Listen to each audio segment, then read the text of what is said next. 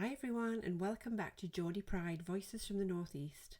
In the final episode of the season, we sit down with Laura Richards, founder of Idea Junkies and a Northeast native. We chat all about the fast evolving world of artificial intelligence, where Laura shares her story from growing up in Whitley Bay, teaching herself AI and building her business to support others and harnessing their big ideas. In this chat, we talk about the daunting challenges of AI in our everyday lives and businesses, from the way it's changing jobs to the unexpected ways it can help entrepreneurs and creatives.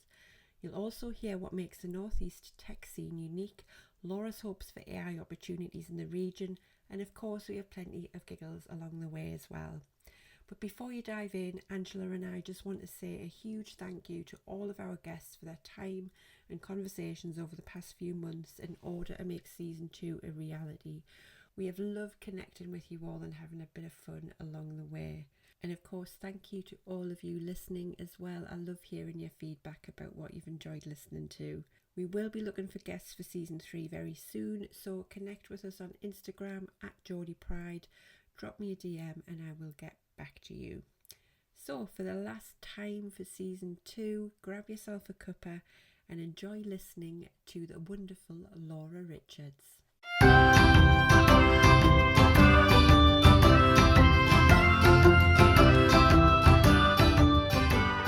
You're listening to Geordie Pride, Voices from the Northeast.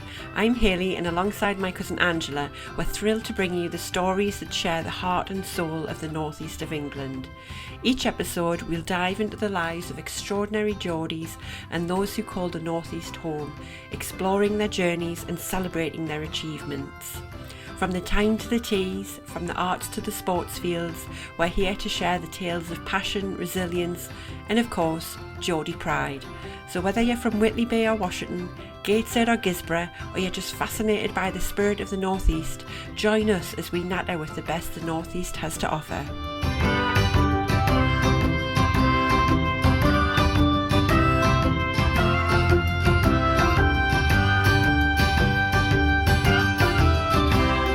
Hi Laura, welcome to the show. Thank you so much for joining us.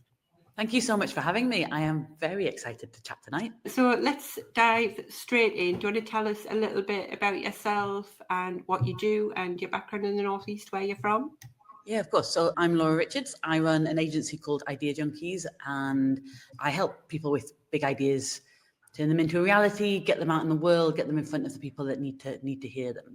And I'm a Northeast native, born and bred in Whitley Bay, and I did what I think is quite a classic thing.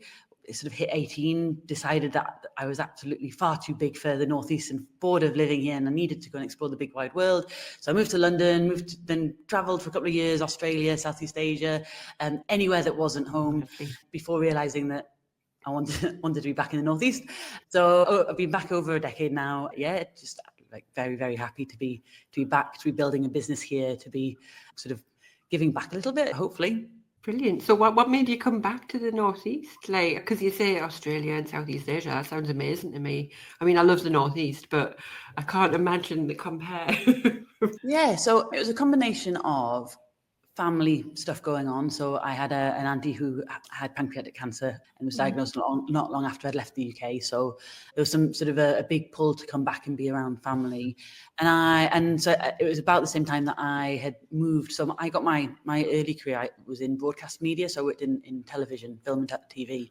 And whilst I was traveling, I'd sort of discovered this world of communications and PR and like professional storytelling, and decided that I wanted to sort of shift my career a little bit. So I came back to study for a master's, and I did that at Newcastle University. So it was that combination of wanting to be home, wanting to be around family, and then actually having this amazing opportunity to come back and learn something new. Wow. So, Laura, tell us a bit more about Idea Junkies, because it's obviously you're saying that you want to help people and things like that. What sort of things do you help people with? Yeah, so I still do a little bit of the sort of the traditional marketing and PR for people. So if you've got something that you're launching, if you've got a campaign you want to run, so I can help with that. But actually, over the last few years, I've doing far more work around helping people get to grips with technologies like artificial intelligence and other emerging technologies. So I think most people now will I think accept that AI is here. It's a pretty big deal. It is changing a lot of things, and it's changing them very, very quickly. And I think actually both in our personal lives and particularly in business, people are really struggling. So what I do is help particularly business leaders figure out, where does AI sit in their day job, in their teams, in the work that they're doing, and how can they do that in a way that still feels like they're protecting their people and behaving in a way that feels responsible. Sounds fantastic. I wish I had your brain, to be fair. I'm useless for things like that. You know what? That's one of the things that I hear most often from people. Like, oh, I'm not technical. And I think neither was I. I haven't studied computer science. I haven't got a professional developer background. Everything I know is self-taught. And actually, this is one of the things I think we need more people, more non-technical people, to be thinking about AI and be thinking about how we want to use it as a society. Because what you don't want is just a very, very small group of people, sort of very, very smart people, but it's a very specific group of people at the moment that are building these tools and these systems that we're all using, and that we're going to continue to use more and more. So I have this conversation a lot with people that are saying, oh, look, actually, I'm not technical, I don't know where to start. And that's where actually I think the biggest opportunity is, that we all need to be taking part in these conversations, because very genuinely, I don't think there's going to be a part of our lives that isn't affected by AI over the next decade. Is it things like new businesses that you help with? So like, say, I don't know, they want to help with Instagram and posts and blogs and AI use and stuff like that. Is it generally that, or is it a broad spectrum of clientele that you have, or? Yeah, so I do still do some sort of hands-on helping people get there sort of with their storytelling, if that's social media or working with journalists or content sort of more broadly. But actually it's more strategic than that. So it's about actually thinking as a business, where are we spending most of our time? Where do we have the biggest headaches? And where are the biggest opportunities? If we did more of something, where would we be able to create new jobs, sell more products, whatever that might be? So it's thinking about the business as a whole, and then figuring out where AI sits with that. Like, what do you? Because I use like different forms of AI. Like, I know there's like ChatGPT, Gemini, or there's so many different things out there, and they're all embedded in all the programs that we use now. Isn't it? It's just like it's everywhere, but it feels like it's come really quick.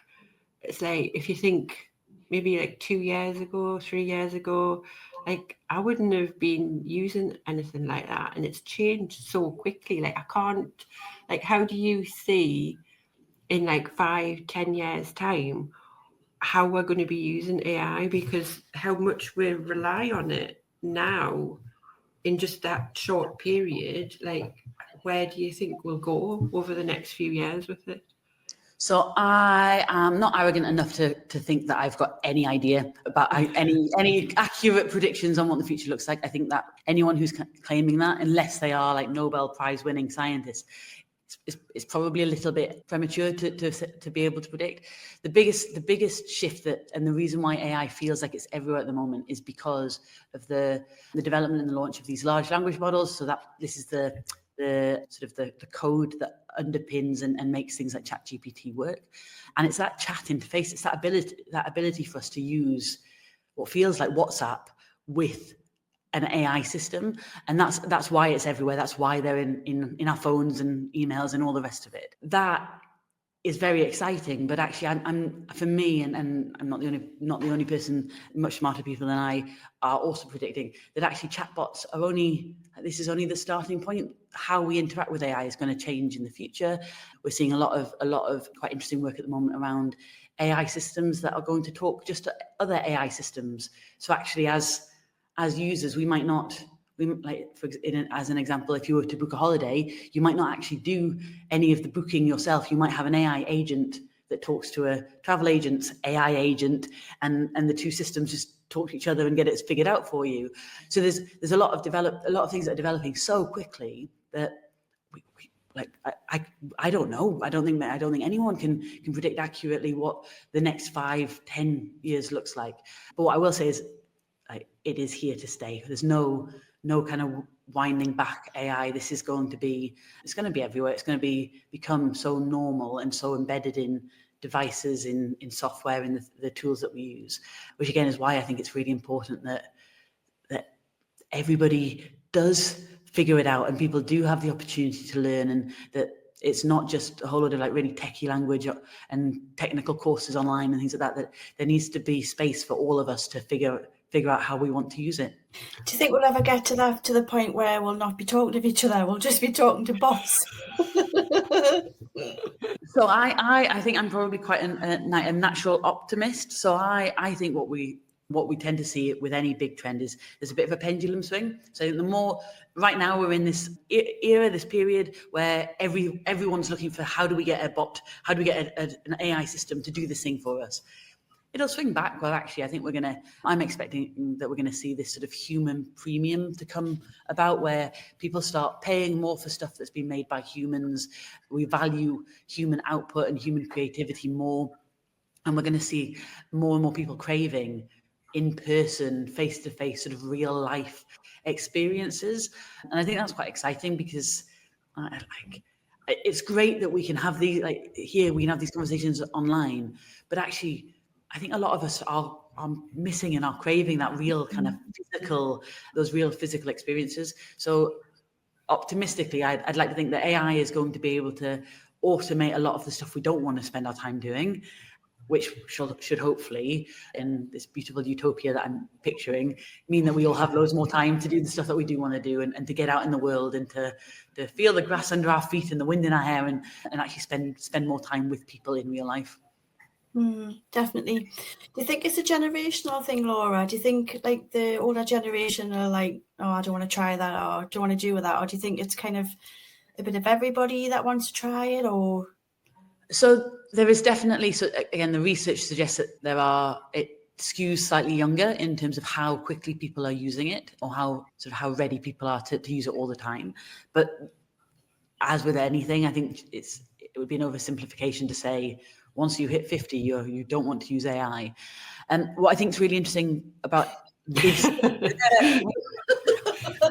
I'm old. I'm an old girl. I've just turned 50. Well, so you can, clearly you do not look it, otherwise I would have not picked 50. What I think about AI, which we haven't seen with things like social media, is that it's because it's in all of the devices that people are already using.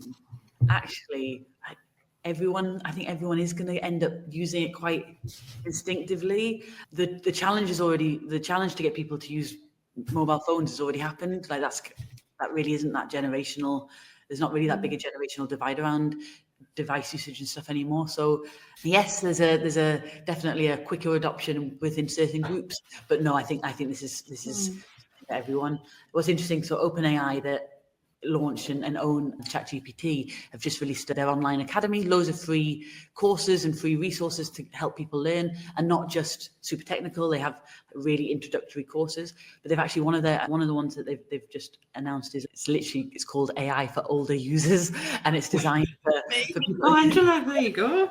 Yeah, so I think if again, what I don't want to see is a technology that's being developed where there's no insights from older generations, from different perspectives, we need that diversity of users and that diversity of thought and experience to shape these. Otherwise, they're going to become very, very biased very, very quickly. Because me personally, I've only ever used it with things like talking to ChatGPT about things, and we've done silly things. I will make images, like my husband did one the other day where it was like, what would my pets look like as humans? Because there's a little trend going about, so you did a little picture about that. So we've done silly little things like that. But also I've seen, because I'm from a scientific background, so my corporate career was as a fragrance designer, and so I'm part of the British Society of Perfumers, and we'd hold events within the fragrance industry. And there was one about a month or so ago, and it's a company that use AI to design fragrances,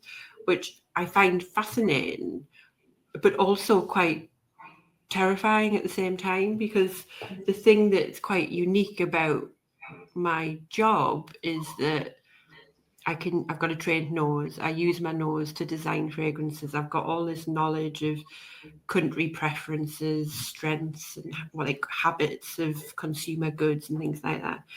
And the fact that all of that knowledge can be held in a machine and then they can do my job, it's actually quite scary, isn't it? And I suppose that is one of the things that people panic about AI, is that is it going to take certain jobs away? But I like what you were saying there about maybe people will just value the in-person stuff more versus something that's come straight from AI, because that's a genuine concern, I think, for a lot of people. Yeah, absolutely. And I've got a foot in marketing and PR, right? So the first thing that AI came for was social media content creation. So this has been part of the conversation right from the start of ChatGPT, and that they're very genuinely early on with businesses letting go of their agencies and their freelancers, saying, I'm just going to get ChatGPT to do that. Now, I would be very disappointed in myself if I was replaceable with AI for the work I do. I think I would like to think that I add something that you can't just get out of a machine. And I think using perfume is a great example. There are already people that don't want to pay for the craftsmanship of fragrance development. All of the brands that blatantly flaunt the fact that they're selling dupes of other brands' signature scents, right? And it's fascinating because it's done out and it's no longer an under the table counterfeit sort of label. It's done in the open. It's really blatant, and people celebrate their, like, on TikTok there are people with millions of viewers celebrating the fact that they found a great dupe for something that would normally cost a lot of money, because there's that craftsmanship and that heritage that goes into it. So like I say, I don't think this is anything new. It's just a new approach or a new technology enabling certain companies to do that. So in the short term, I think there will probably be, across all industries, we'll see these kind of novelty products being launched where it's like, oh, AI did everything, and there'll be a high price tag because it's a novelty and it's a bit of a one-off and it's a bit gimmicky, maybe. But long term, yeah, there probably will be brands and companies that are like, oh, great, we can now turn around a whole bunch of fragrances really quickly, and that means we can sell more and sell cheaper and kind of almost like fast fashion, but for perfume. But there are still going to be people that don't want that, because they already value the sort of the signature scents of particular fragrance houses or whatever it might be. So this is what I was saying about that human premium. I think we're going to see probably a bit of a divide, and yes, more mass-produced, more AI-supported stuff, but equally, that people who have a real craft aren't like that's still going to be needed. There's still a value there, that people are still going to want to support artisanal products and artisanal processes. So I wouldn't worry. I think your job is safe. I do think that probably there will be, I would say you probably see lots of AI created this perfume over the next couple of years, but it doesn't mean that everybody is going to want something that feels quite synthetic. It's the same with my job, because I'm a massage therapist, Laura, by day, and I've seen all these, and I've seen all of these little robots. I guess they're robots. The robots that massage and that now. I'm like, oh, so I've got self-checkouts that I whinge and moan on about. Like you've always got to shout for somebody. Look, it's not working, and then it's like, and now they've got blooming massage robots. You're like, I can't imagine that's overly comfortable. I'm just imagining like the Terminator. Want your boots and your keys to your motorcycle. How does it work with like massage oil? Like, does that get into the? It just looks like a machine. You obviously lie in a bed, and it's like two things doing that. I'm like, I can do a much better job than that. Though. Oh no, we need the human touch, Angela. I know. So I'm thinking, oh. Talking about the Terminator though, it just I've got this fear of the Terminator coming true, and it's I feel like the older I'm getting, the more it's happening.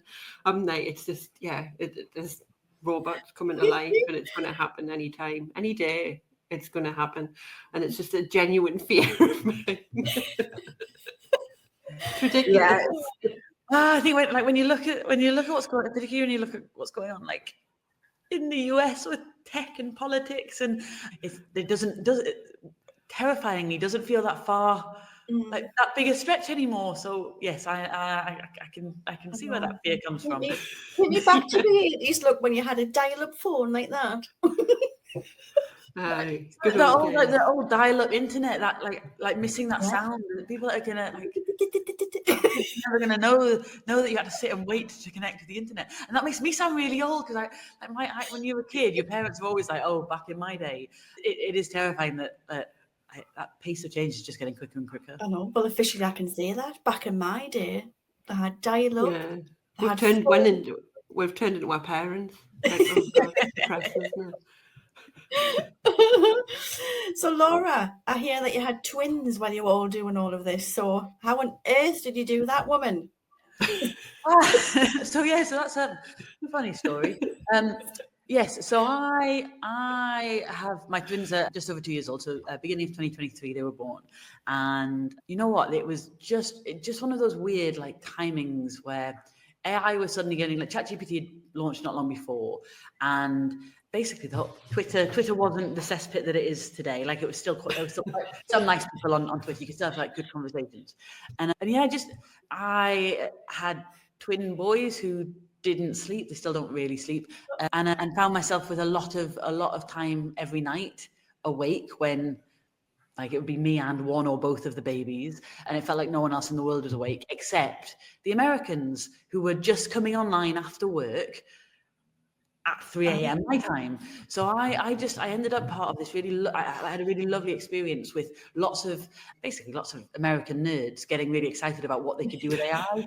And like that's what it was. And people were like sharing things that they'd built and things that they like were testing and prompts that they tried and tutorials that they'd listened to or read. And so I was using, if I'm honest, using that as a way to stay sane and to stay awake, because like some nights I wouldn't get to sleep until 5 a.m. So like I needed something. So I'd be sat like for anyone who's had babies. So we were on a triple feeding schedule, but they were twins. So there was like, we're just awake all of the time. And just kind of nerding out on things that you could do with AI. So over the course I don't think I'd have the brain power for that. How can you must be intelligent, Laura, because I don't think I could like be awake that long in my brain to process what I was reading. It was definitely not my like best work, but it was that thing of like looking back, it was a bit of a clinging to it, because it was like my career was working in the tech sector and I'd been working with and around startups for a long time. So it was that sort of clinging to something that was familiar when nothing else was. So it was fun. It was a way of staying awake. And over the course of a few months, I sort of realized that I taught myself to build AI powered apps. And from there, it was like, became quite fun sharing that with other people. So the first thing I built, whilst I was on mat leave, I built an AI powered dream interpreter.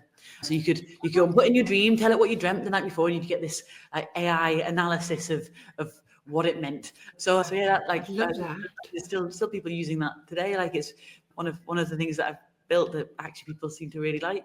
What's it called, Laura? Oh, it's called Dreamify, but it's like a private app that I built. Yeah, so yeah, just built a lot of things that no one's ever seen and ever used that were a lot of rubbish. But that was one that seemed to hit a little sweet spot. So yeah, so it was just, like I say, just kind of fortuitous timing in a way. And then obviously by the time I got back into sort of working after my mat leave, suddenly every business was now sort of panicking about AI or super excited about AI, but maybe a bit sort of too enthusiastic, and like their CEOs were now writing every piece of internal comms using ChatGPT, and their staff were leaving in droves and all the rest of it. So yeah, just kind of hit that point where I'd managed to learn some stuff that was quite useful to other people when I got back to working. So it's been a lot of fun, if I'm honest. I feel very lucky that I get to talk about AI all the time, and sometimes people even pay me for it, so it's great. Added bonus. Where would you even start building an app? How do you talk to it? Like, because like I know you can do things like, because my husband's a right tech nerd, and he's got like, well, my house is like a whole smart house, so I can speak to my house and it just does things. But it's like he's got like a thing where it's like, if this, then that type thing. Is it like that, where you just say, if this happens, then this is kind of the output? Like, yes, the short answer is that's an example of conditional logic, which is what powers most apps, software, and even to some extent AI systems. So I got started using, so there's a sort of a type of software, a type of sort of a whole bunch of different tools that are sort of loosely branded no-code tools. So the idea is that they help people who don't know how to write programming languages, so don't know how to code, to still be able to build software websites. If you ever set up, like if you've used WordPress or Wix or Squarespace for your website, it's the same idea. Like you can drag and drop stuff, things are pre-built, you can just customize bits, but for software for apps. So I got started using those, and again, it was just sort of lucky timing that they were all also really excited about AI. So they all started building in AI capabilities to the tools that I'd already started using. So I got started with no code, started learning through that, started learning more about traditional programming and things like conditional logic, databases, how things work behind the scenes. And then I went quite nerdy with it. So last year, at the end of last year, I did one of the so the government skills boot camps. So the government funds these boot camps that help people who want to retrain or upskill in different areas. A lot of it's around technology. So I went and did at Gateshead College, went and did an 8-week boot camp learning how to program AI models and machine learning. So learn a bit more of like the code and kind of some more of the technical side of things. But it's just been kind of slow and steady, quite, I say, nerdy hobby. I'm just like very grateful that it also now seems to be something that I can do as a job, which is lovely. You see, I thought when you built an app, it was like it would cost you loads to kind of launch it and upkeep of it and all of that. So pretty much are you kind of saying that anyone can kind of do this? I've got that kind of like logic to kind of learn along the way. Yeah, so like some of these tools make it really easy, and now it's even easier because there are tools out there, platforms out there that like you would type into ChatGPT to get a recipe, you can type into them and they spit out an app or a website or a piece of software. So that they're not that robust yet, but we're not realistically not that far off that. So it's easier and easier for people to build their own apps and software.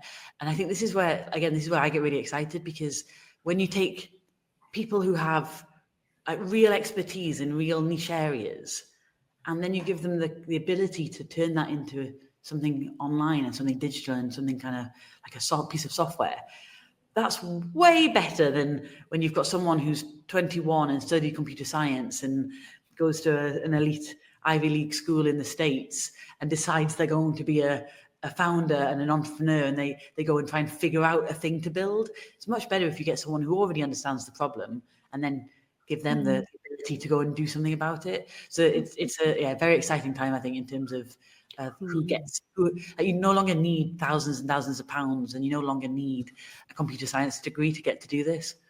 Oh, see, we know what Angela's doing tonight. You're going to get working on being the next tech multi-millionaire, aren't you? Billionaire. Listen, you took the words right out of my mouth, Hayley, because I tell you what, you're going to do a perfume one, right? And I am going to do a massage one. Right, let's get on it. I want to make you millions.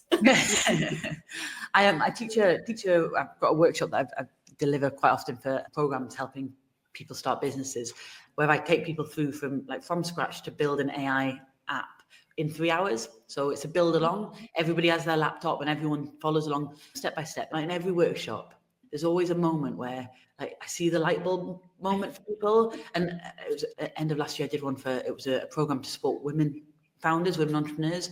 So 35 women business owners in the room, all like for the first time learning to build AI powered apps. And there was this one moment where this woman looked up and just like, or she said to me, she was like, "Do you think my husband would mind if I cancelled our dinner plans tonight? Because like now I can see how I'm going to make my idea a reality." And I was like, yes, like that's such an amazing moment to get to be a part of it. She had this idea, she'd been working on it for ages, and all of a sudden she realized that she had this like the power, she had the ability, she had the skills to go and figure out. It might not be the final version, it might not be perfect, but she could at least get herself 90% of the way there. And it's always such a lovely moment when I see that, like the light, the penny drop, or the light in someone's eyes go on, where they go, oh, actually, I can do this myself. So like it's always great to see. And it is, like I say, I think it's a very exciting time for software development. Yeah, because it sounds like, because I mean, the reason why I ended up loving fragrance so much is because it's a really nice blend of creativity, but science as well. And it's like a bit like that with AI, isn't it? It's like you can have this creative idea but then you can use the tech to support it and create it and bring it to life. And it's like a really lovely blend of the two things where they can support each other, and you can create these wonderful things. So it's exciting thinking about like what things are going to be made and to come in the future. I tell you what, Hayley, we're going to get our heads together, right? And we're going to do an aromatherapy one with your nose and my knowledge as well. World's our oyster, Hayley. We'll add it to my list. That is definitely one of the challenges. This when so much is possible, it's like ooh, shiny object over here, shiny object over there. So trying to stay focused can definitely be a challenge. Yeah, we've definitely got that. I'm like, oh, what's that? Oh, what's that over there? Oh, I've got this idea. Let's do this. It's like, oh God, Hayley, stop it. Well, I decided to embrace that side of me. That's why the agency's called Idea Junkies, because I've always been accused of being an idea junkie, having shiny object syndrome, like being a magpie. So I decided to sort of like a bit of like a FU to people and go, right, this is exactly who I am. This is exactly what I do. And now I help other people do it as well. Yeah, good for you. Yeah, exactly. I think just embrace it, because that's kind of what I've done, is that I left corporate and now like I do lots of different things. Like I'm not just one person doing one type of thing. Like I've got lots of different aspects of Hayley and different things that I like. So I'm just like, I split my time, and I go a little bit crazy sometimes. I'm just like, oh, like what do I do next? But I thrive off that. And it's like, I think being able to, it's nice, isn't it? Because I think when I'm going to start going a little bit deep here, but when I was younger, it was very much like go to school, get your GCSEs, get your A levels, go to university, get yourself a stable job, and then that's it. And then you're sorted for life. Get married, have kids, and then you're done. But like for me, I never kind of wanted that. It's like, yes, I wanted a good job, but I wanted that element of being able to create and explore and do different things and not be stuck and pigeonholed into one area. And I think just having the flexibility and having things like AI out there to just, I suppose, as a tool to help you do those things, I think it's just fascinating. And I'm excited for what, I'm trying to think of all the things I could do. Yeah. And I think like, there's never realistically, like there's a whole generation of us, right, that we were brought up with this idea that we would follow in, like, with the experiences our parents had, get a job, you do it for life. And actually we've seen entire industries being decimated. We've seen like industries that have been thriving one year have absolutely no work the next, and AI is going to have an impact. There are going to be millions and millions of jobs that are quite literally made redundant because AI is going to replace some of them. We probably will never have a job for life again. So I think it's a very, like you say, there is so much. We have this opportunity to do the things that are interesting to us, and we have the opportunity to build careers that adapt to us rather than us having to constantly adapt to our careers. And I think with AI, it is exactly that. It is a tool. Yes, it's fun, a sort of big fundamental shift, but it is still just a tool. And actually, if we, as on an individual basis, if we can figure out how to use that to power the thing we want to do, that's really exciting. Like, you no longer need permission, you no longer need big budgets. Like, there's so much that you can do from a laptop, from your kitchen table, and still get it out in the world, and still have that be the thing that fuels your life. it's really exciting. Yeah, 100%. And yeah, me and Angela will be definitely on the text after this, like, thinking about this. Development morale. So Laura, what's AI like in the Northeast? Like, obviously when you think of big tech companies and things like that, you think of the obvious ones. What's it like when it comes to AI tech in Newcastle and the surrounding areas? Is there like a thriving environment for that? So there are some amazing initiatives, and we've obviously got things like the National Innovation Centre for Data in the Northeast, which is big, well-funded, government-backed institution. There are some brilliant AI companies that are homegrown and being built here in the Northeast.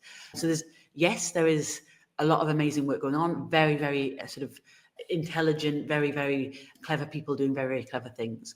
But, and this is one of the things that really kind of drives me, we are at the bottom of the sort of the AI league tables when it comes to the UK regions. So if you look at, so Tech Nation just released a report a couple of weeks ago looking at the state of AI in the UK and the number of AI unicorns. So a unicorn is a company that's got a particular valuation valued at £1 billion or more. And they used a phrase called a soonicorn. So like a company that would soon have that valuation. London clearly has the greatest like proportion of them.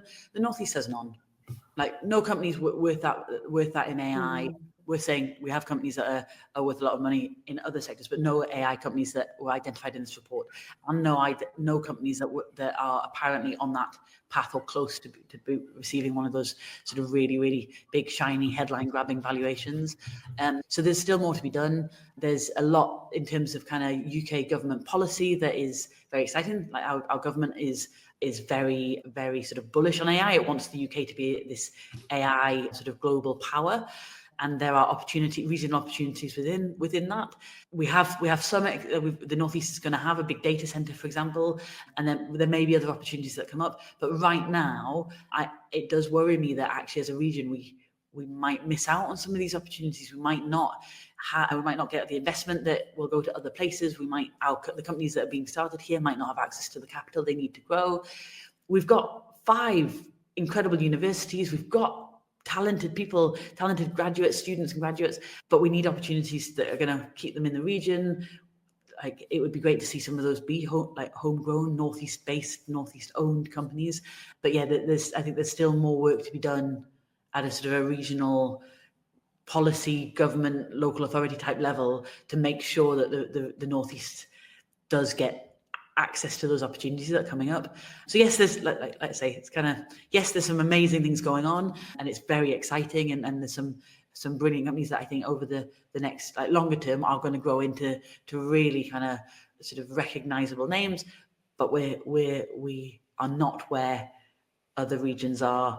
We are not where I know I would like to see us have more billion-dollar companies that are based here and know that people have access to those jobs, and that they're not support roles, they're not customer service roles that might get outsourced to AI eventually, that they're actually really interesting, high power, high knowledge based, influential type jobs that are more likely to be safe long term. Do you think part of that, what you've just said there, Laura, do you think a lot of it's kind of fear around AI, or do you think it's just the funding, or a lot of it's maybe is due to the fear of AI and how it's going to kind of evolve maybe? So I think it's probably a mix of a few things. So we have areas in the Northeast that still have low digital literacy, low digital access. Parts of Northumberland still don't have access to the type of broadband, like super fast broadband that you'd need to be able to benefit from things. At the risk of sounding like I am criticising those that sort of are our political leaders in the region, up until very recently, we've had a lot of sort of fractured local and regional politics. That is not great. If you are bidding for national competitions for funding, for opportunities, the big one with AI is going to be AI growth zones. If we're going to win one of these opportunities, that's going to need a coordinated, joined up effort. And yes, it's great. So we now have in the north of the northeast. So we've now got one regional mayor for the north of the northeast and one for the Teesside area. That's great.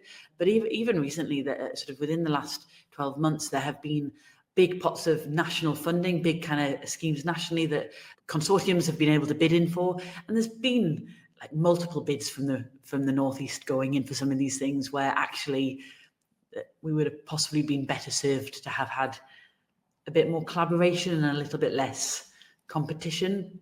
And so I think for me, that's one of the potential biggest barriers, is this idea of like the sort of the decision-making networks in the region. Are they working together for the sort of the bigger goal of making sure that as a region, the whole of the Northeast benefits and the whole of the Northeast actually gets to kind of leap ahead because of AI and because of the opportunities and the funding available? I think, yeah, absolutely. There's then this sort of catch-22. We have amazing graduates. We've got 5 universities in quite a small geographical area. But if we don't have enough companies with enough interesting jobs to employ them, they all end up going to London or Manchester, and then we suddenly don't have the talent to support the growth of companies that then need them at a later stage. So there's some quite big complex challenges. But for me, the big one is making sure that we've got one voice, one regional agenda that is representing the Northeast when these opportunities come up. Yeah, I think you said it sounds really complex, but I mean, like you said, the good thing is that at least there's people working on things, and we're going to be hopefully moving towards a better future in that respect. If there's anyone kind of that's interested in AI or they've got an idea, like where should they start? Yeah, so I suppose I should probably plug my sort of stuff. Follow me on LinkedIn. I talk about AI all the time. I've got courses that are going to be coming up, like I do training and things like that. So I really want to make sure that AI feels accessible to people that maybe are sitting there thinking, I'm not technical. Like I can't even figure out how to get Siri to do what I want Siri to do on my phone, right? Like, I think AI is for everyone, and it needs to be for everyone. If you've got an idea, there's so many amazing support organisations across the region. So depending on where you are, you've got Sunderland Software City, you've got TEDCO, you've got the BIC over in Sunderland. There's lots of places where you can go to get support from advisors that can kind of help you figure out how to get started. So again, if anyone wants more like specifics, drop me a DM on LinkedIn, and I'm happy to point you in the direction of like who's doing what. So I think that's a great place. There's a website called the Northeast Support Directory, which is great, also AI powered, but that's got loads and loads of like basically an updated list of resources, so of programs, of grants that can help you get started with either learning about AI or building stuff with AI. So that's always worth checking out. And again, I can send you the links if you want to. I don't know if you include things like that in the show notes, but that's a really great kind of resource if you have no idea where to start, because it literally sends you like an email every week about this is what's going on in the region. So yeah, so there is a lot of support out there. Often it depends on, as with a lot of sort of public funded stuff, what postcode. What your postcode is determines which organisation can support you. But there is a lot going on, and a lot of support available that is free to us as individuals. Fabulous, thank you. Yeah, and I'll put any links that you've got, I'll drop those in the show notes so people can check those out.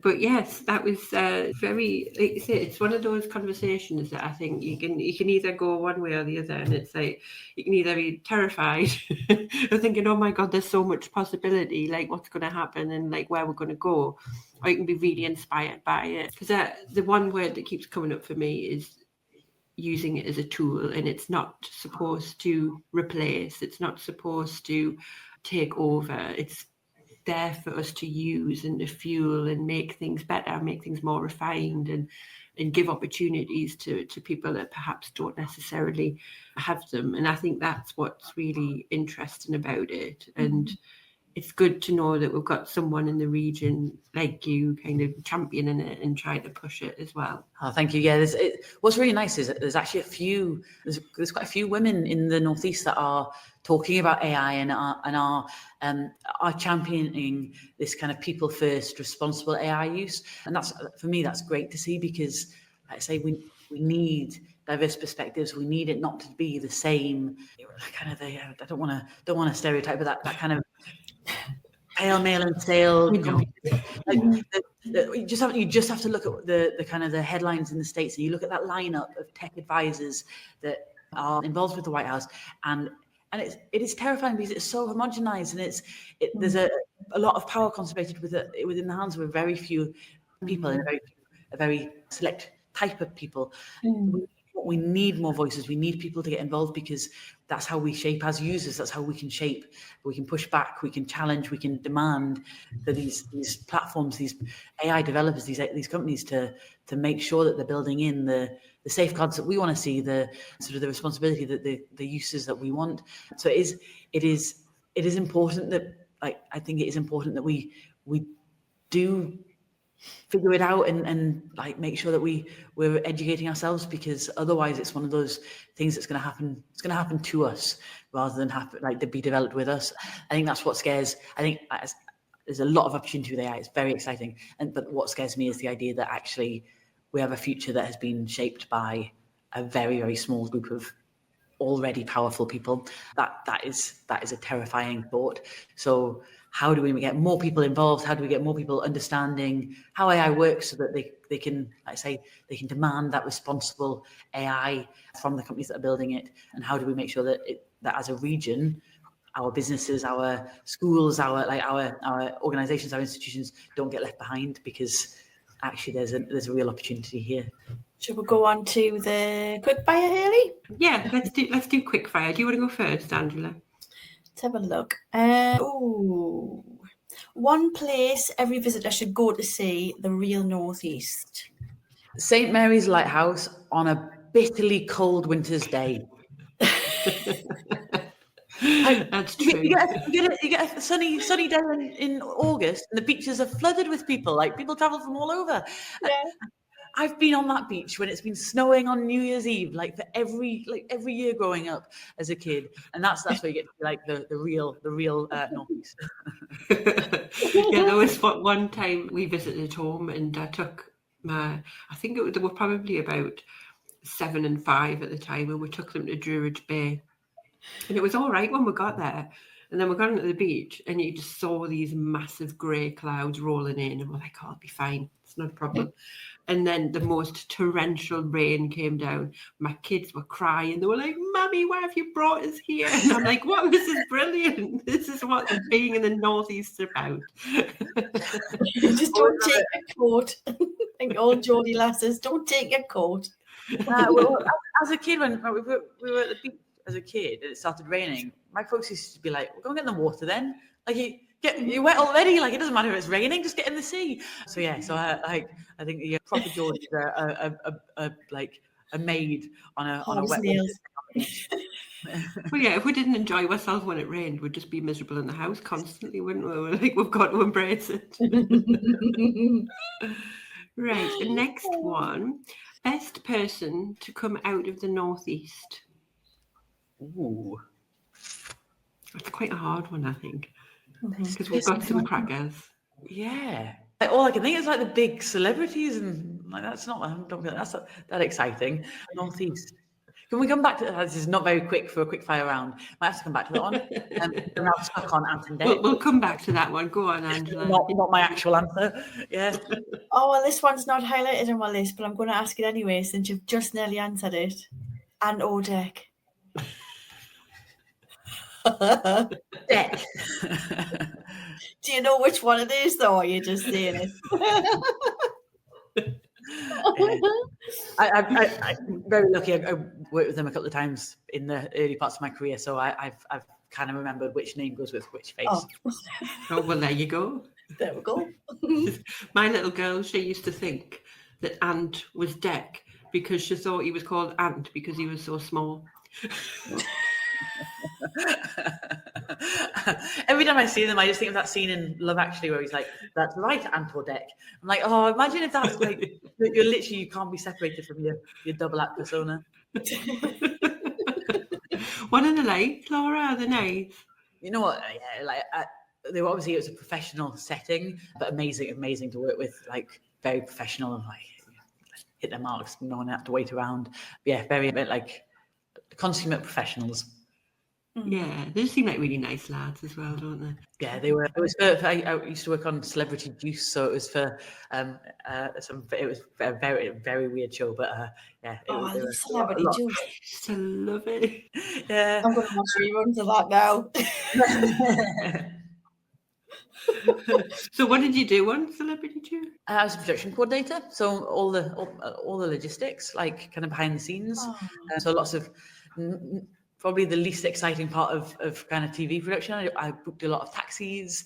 I checked a lot of menu choices, and yeah, just sort of kind of running orders and making sure that people knew where to be on what days, and we had the right equipment, and that things like some weird stuff like checking whether or not Vern Troyer had any allergies because we wanted him to be hit in the face with a squirty cream pie, and ordering like 1,000 tins of baked beans to fill a bath with baked beans for some stunt, like some very weird stuff, but also some very, very boring bits. Yeah. Oh, brilliant. That sounds like a really exciting job. There's a million and one questions in my mind. I just can't answer. I'm going to run out of time.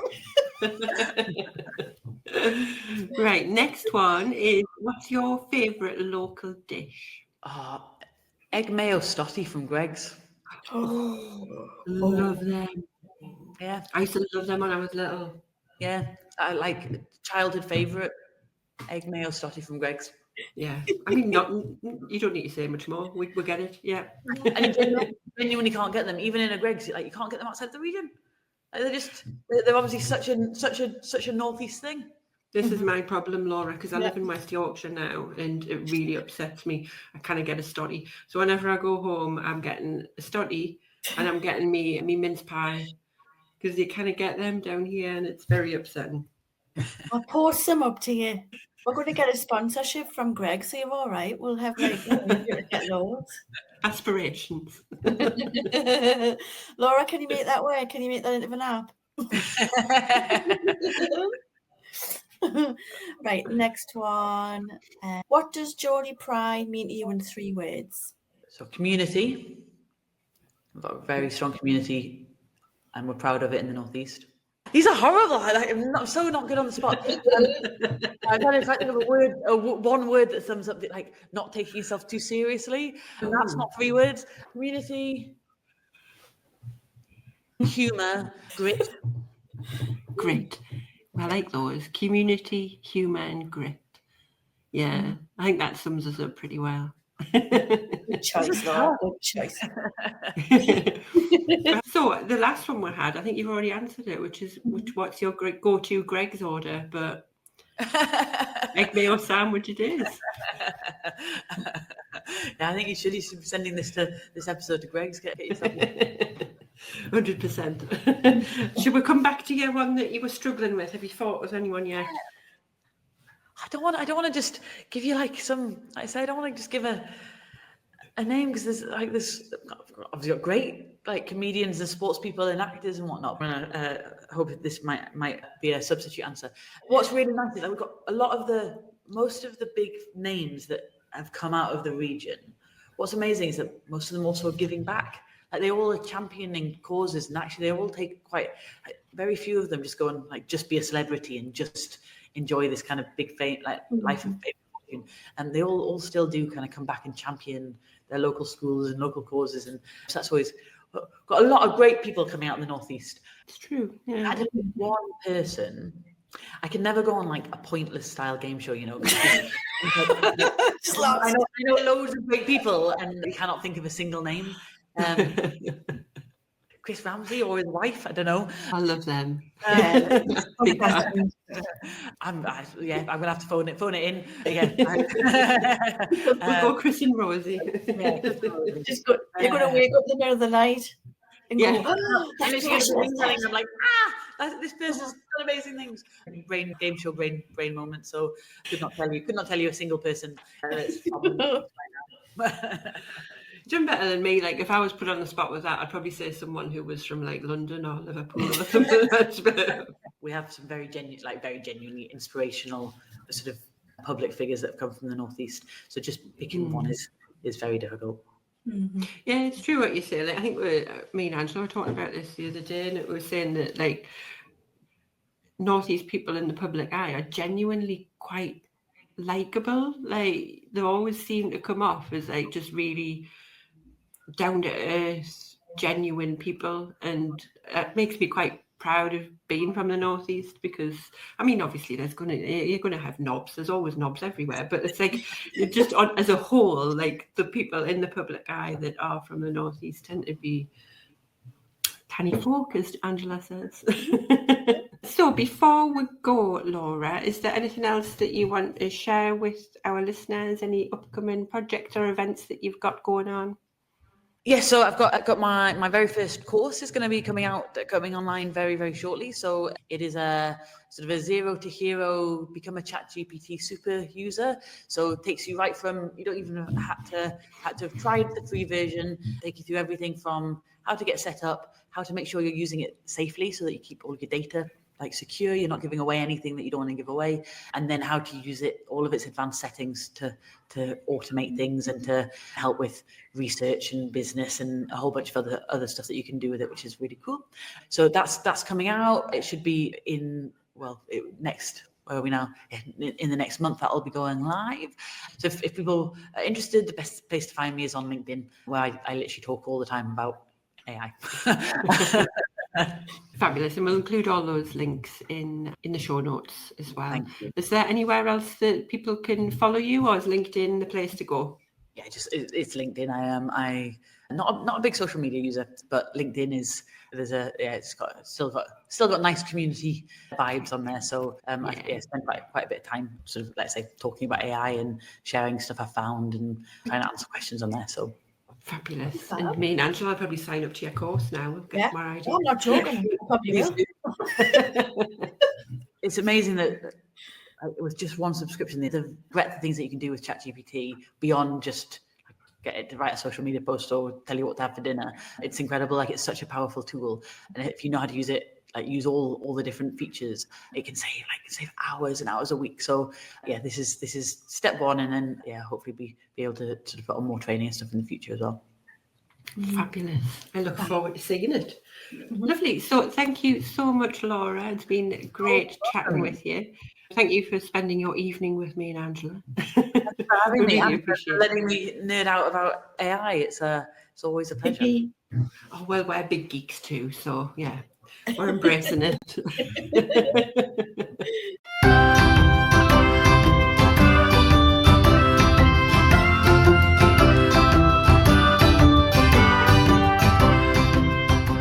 Thanks so much for listening.